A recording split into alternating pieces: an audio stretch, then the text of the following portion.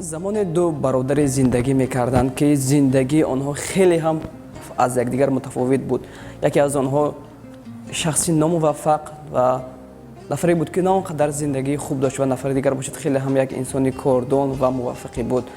برای مردم خیلی تعجب بود که این دو برادری که از یک پدر و مادر تولد شدند برای چی این گونه از یکدیگر تفاوت دارند، یعنی که اسرار این چیز در چی باشد. و روزی آنها نزد برادری که نه اونقدر موفق بود و شخصی ناعهده‌بار بود میروند و از او سوال میکنند که برای چی زندگی تو از زندگی برادرت خیلی هم متفاوت است، خیلی هم فرق میکند، سری موفقیت او و نه اونقدر موفق بودن تو در چی است؟ اون نفر باشد با یک تأسف و گیله‌مندی میگوید پدرم باعث این همه شکست های من است.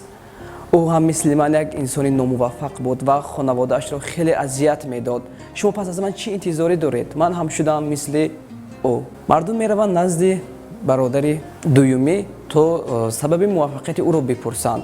وقتی که پرسان میشوند غیر انتظاری مردم او میگوید که باعث این همه موفقیت های من پدرم است. زیرا من هرگاه میدیدم که او انسانی ناموفق بود، انسانی بود که خانواده‌اش را خیلی اذیت میداد و برای بهتر شدن وضع زندگی ما تلاش نمیکرد. من کوشش میکردم که اشتباهات او را تکرار نکنم و این باعث شد که من در زندگی یک راه درست را پیدا کنم و در زندگی خود موفق شوم.